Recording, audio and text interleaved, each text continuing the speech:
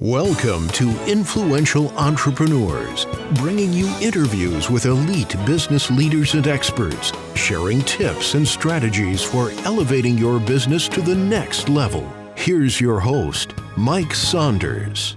Hello and welcome to this episode of Influential Entrepreneurs. This is Mike Saunders, the Authority Positioning Coach. Today we have with us Beth Rodgers, who's the co-owner and agent with Trailstone Insurance Group. Beth, welcome back to the program. Thank you so much.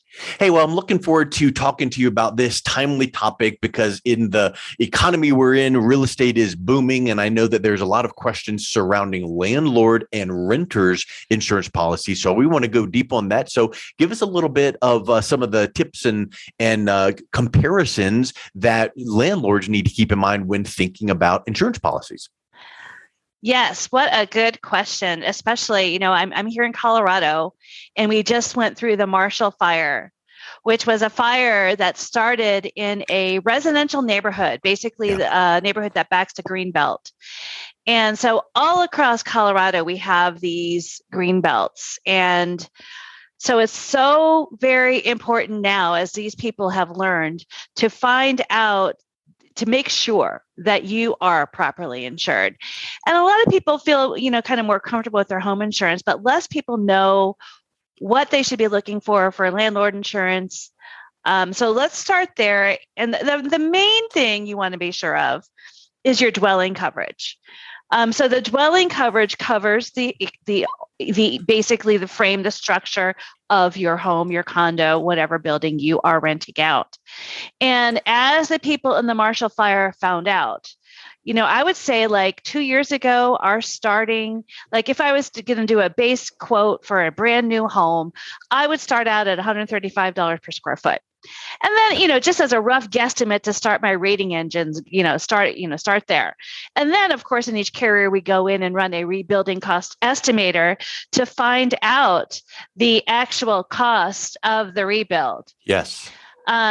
So we would always validate that, but we would start there. But nowadays, we are starting at a minimum of $175 per square foot. And many of the people up there are finding out that because of inflation and because of supply chain issues, it's taking much longer. And it's taking a lot more money to actually get your home rebuilt. Yeah. So anyway, getting that base dwelling coverage figure so that you're comfortable with it is the most important thing you're going to want to look at on your existing policies. So it's also called coverage A, dwelling coverage, and I would make sure it's at least $175 per square foot. And then if you've got, and that's pretty much for builder's grade. Okay, so if you've got granite, you've got beams, you've got nice hardwood floors, you've got, extras like multiple furnaces and, other stuff like that, then you're going to want to, add on to that definitely. Yeah. So that is the main thing. And then on top of that, very much related is many landlord policies will allow you to have what's called a dwelling extension. Okay. And what that is a percentage of your base dwelling coverage that allows for room for error or things like inflation or supply chain problems, right? So the minimum that most policies have is 20 or 25%. In this day and age, I'd look at having, 50% or higher if possible. Many times condo policies won't let you do that. And some carriers don't offer extended dwelling coverage. So in that case, I would just increase the base dwelling coverage to give you some more room for error. And so let's clarify that. So let's say that a house is worth, let's just pick $200,000 for the base dwelling coverage. So the extended, if you're using the number of, 25 or 50 or 75%, then if something happened, that house is going to be covered, yes, the 200,000, but then an additional 25 or 50 or 75% is what you're saying. Yes. Okay. Yes, absolutely. And can you ever get up to higher than 75% of that value? What is the cap there? There's a coverage called guaranteed replacement cost. Okay. And so that's the ideal. Yeah. If you've got guaranteed replacement cost coverage, you're not going to worry. And see, that's a big thing because I think a lot of times people go, they think, oh, retirement age, I'm so many years away, I'll deal with that later. Or, oh, no, my house isn't going to burn to the ground. We don't know. So insurance really is peace of mind. And so if you can have something in place where you don't worry and you put it in place now and you have that really, really good coverage. Well, like you said, inflation, I would venture to say that if you were to get a quote to build a house 5 years ago and get one now, the same exact house, same exact materials, everything, dramatic difference. So you might think, if your house burned to the ground, my appraised value is X, that's all I need. It might be a lot more than that because of cost of materials today. Right. Yes, absolutely. That's a big point, that extended coverage. How does the dwelling coverage compare to appraised value? They're different. Selling price, appraised value, and rebuilding cost are different. So you can't just look at the value of the home and because a lot of times the value is location. Yeah. So you really, they're not related. They're different. So you've got assessed value, appraised value, dwelling coverage. It sounds to me like if someone is looking to get a second opinion on their homeowner's quote, you've got to rely on someone that kind of knows how all those work together, have some good tools, and then make sure you're in the right coverage, because it's not an easy answer. It's not, appraised value is more for sales and it's for covering the loan. The lenders are more concerned about this. For the homeowner, they just need to, I would probably get a builder estimate, would be better than an appraiser. What do you think it's going to cost to build this estimate or rebuild this home? Yeah. So, working with your agent, and you can ask for multiple rebuilding cost estimators from different companies.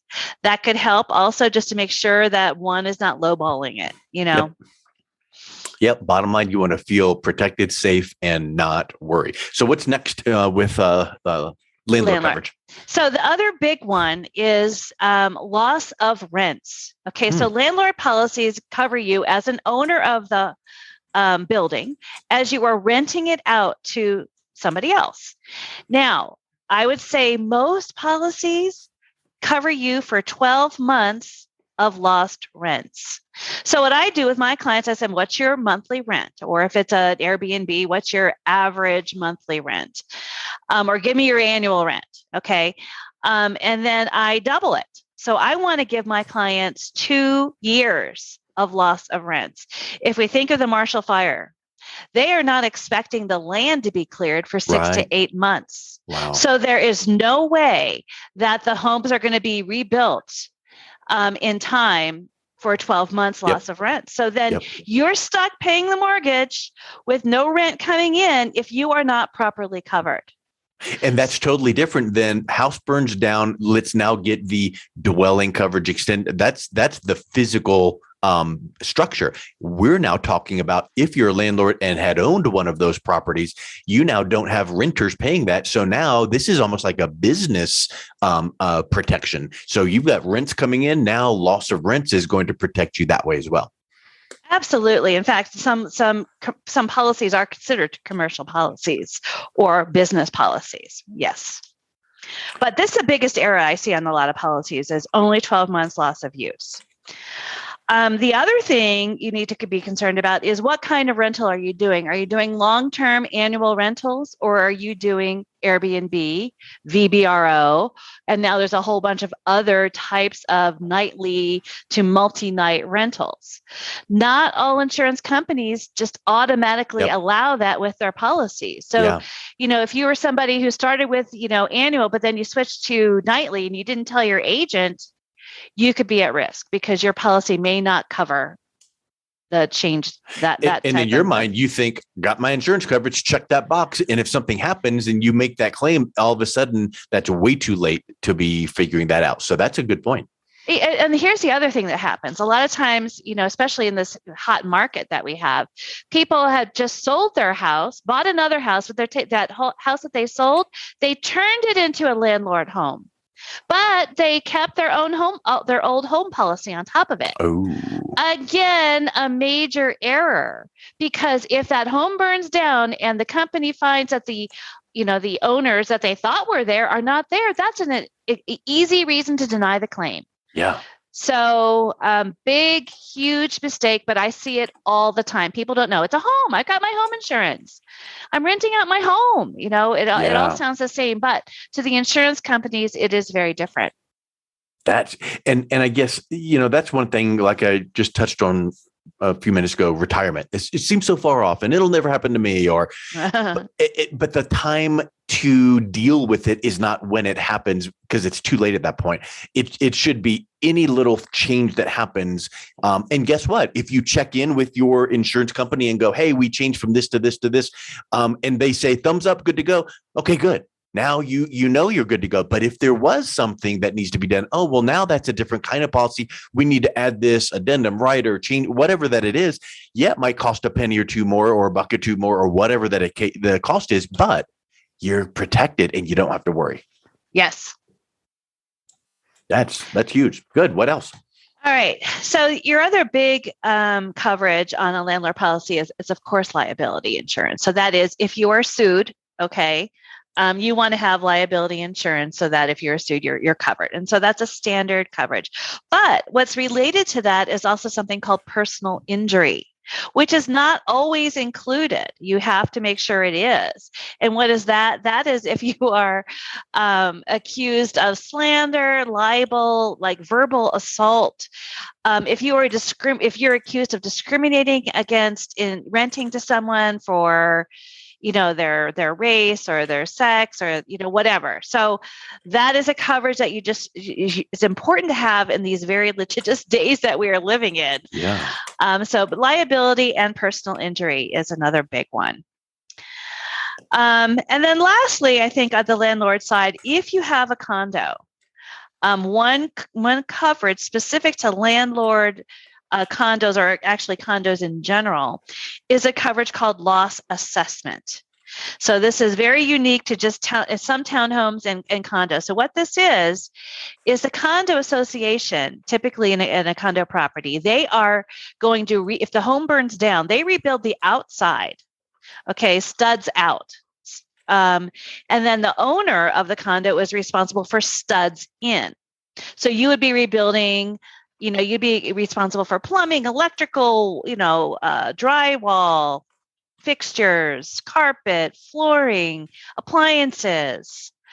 Whereas the condo association is responsible for the roof, windows, doors, and windows and doors can actually go either way. So you need to check with your HOA what they cover and what they don't. But definitely the vinyl or the wood on the outside of the building, sidewalks, decks, and detached garages. So let's assume, like a lot happens in Colorado, we have a lot of hailstorms. So what happens is a hailstorm hits a condo unit and pummels their roof, and they need a new roof. So what they do is they look at their, monthly, they're collecting HOA assessments or fees, condo fees from all of their individual condo units. Well, they look at the balance of their accounts and do we have enough in that balance to pay for that new roof? Typically it's no. Okay. Yep. So then they say, well, we can make a claim because this was a weather issue. So they look at their master policy for the whole condominium association, and they look at their deductible. So what is their deductible? It could be 100,000, it could be 500,000, it could be $1 million, it could be higher than that. So then they're like, well, how are we going to pay this deductible? Well, what we will do is we will assess each condominium unit owner, and they're going to take that deductible, divide it by the number of units, and that's what's assessed to each owner. Wow. Typically. Now, they could subtract if they had some money in their coffers, and they could say, okay, well, we could subtract that out and, we'll do the remaining balance. But to figure out what the maximum amount you could be assessed is, find out what that master condo deductible is, and then divide that by the number of units. So, it used to be that, I see a lot of policies with $1,000 loss assessment coverage. So what does that mean? That means your policy is only going to pay $1,000. Yep. So if you're assessed $25,000, they pay $1,000, you pay $24,000. Wow. So that's not good. So we used to be good with about $10,000 in loss assessment. That is going up quickly in the last couple of years. So all the hail claims. Yes. All the insurance companies feel that they've bought a new roof for every Yep. building in the state. So they're over it. They need us to pay us, the owners, to pay more of that. And so that's where your deductible comes in. So I would recommend make sure you have loss assessment coverage. Make sure you find out what your maximum could be assessed to you. And really the difference in moving from a $10,000 loss assessment to $25 or even $50,000 of coverage is typically like $20 a year. Yeah. So it's not big. So make that investment, just feel covered and get that peace of mind by having good coverage. Wow. On your last assessment. Yeah. That's huge. So you might be like a young college graduate that graduates college and buys a condo and lives in it a few years and then decides, hey, I'm going to go now buy my house and retain this as a rental unit.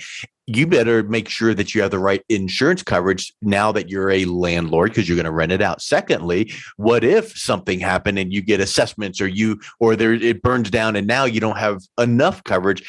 It's all these things that you just need to have someone like that trusted advisor, like you guys, to look at something and the questions to ask. We don't, as homeowners, condo owners, we don't know that, but you'll go, hey, how about this? And do you have this? And ask away, figure it out, and check those boxes so you can feel safe and protected. I love it. Yes. So that's really it on the landlord, but I want to mention that a lot of people get renter's insurance and landlord insurance confused. Okay. So renter's insurance is for the tenant moving in to the landlord property. The landlord has the insurance on the structure. The renter does need insurance. So as a landlord, you should make sure that your renters have renter's insurance and show it to you on at least an annual basis. Yeah.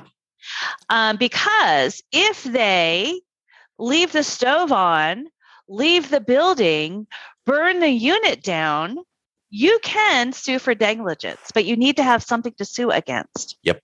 So renter's insurance provides the landlord with a bucket of money to sue the renter for, should that need arise. And there's a lot of reasons. I had a situation where one of the tenants of my landlord, the kid left the water running, and it was a multi-floor building. And so that water damage flooded other units.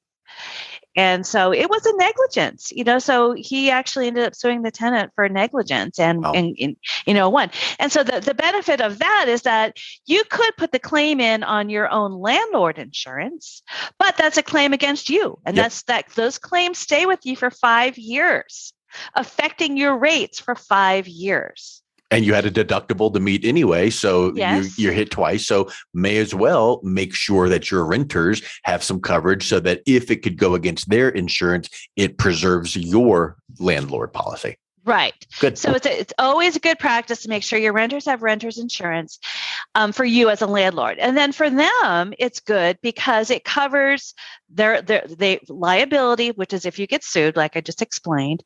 It also typically covers personal property. So and especially in this Marshall fire, I don't know how many people were in the apartment buildings that did not have renter's insurance and lost everything. Yeah. And I had a customer who explained to me that this happened to them in Florida and they just didn't know. And again, as a lot of young people, young families are renters and just don't know. They have so many other expenses and I will just get to that some other day. But actually, renter's insurance is pretty darn inexpensive. So you could get for minimum personal property coverage, I would say $20,000 to $25,000 to cover your personal property, which would be clothes, furniture, electronics, things like that inside the house or inside the apartment. And $300,000 of liability and $8,000 coverage for your loss of use if you're kicked out of the apartment. It's a little bit of money for you to find another place to live. That can run as low as $125 a year. Wow. And then as you add higher personal property coverages, going to 50,000 or 75,000 or 100,000, it's going to go up a little, but still for $200, $250 a year, you've got that peace of mind that if some other person in your building burns the building down, that you will be able to replace the things in your house. Now, the other side of that, for landlords or if the personal homeowner, what you should do is go through your home with your phone and your camera. Take a picture of every room for every angle. Yep. And you're going to store those pictures in the cloud or in your email so that should the, unexpected happen and you need to make a list of everything, you've got photo proof that you had it. Yep. And then especially take pictures of the more expensive items and save receipts for those. And that's a whole other topic. We'll have to do another day on. Well, with all of these scenarios, the landlord, the renters, you never think it's going to happen to you until it does. Yeah. And I think that if you hear these things in the news and you're like, oh, I want to make sure I'm taken care of and covered. I think that's a big thing is just give me that peace of mind. Let me just check it off my mental checklist and just make sure I've got the coverage I need. And like you said, for the renters policies and even the landlord policies, it's a drop in the bucket compared to what it could be costing you. So it's worth making sure that you're covered. Any final thoughts before we wrap up? Any more points that people should keep in mind? No, I think we've got the basics Good. down for the landlord and the renters. Awesome. Well, I think you brought us some excellent points. And what's the best way that people could reach out then to you, Beth, and make sure that they are covered properly? Oh, well, easy to email me, Beth at trailstoneinsurance.com. Awesome. Well, thank you so much for coming on. It's a real pleasure to have you on and talk about these timely topics. Thanks so much for having me, Mike. Have a good one. You've been listening to Influential Entrepreneurs with Mike Saunders. To learn more about the resources mentioned on today's show or listen to past episodes, visit www.influentialentrepreneurssradio.com.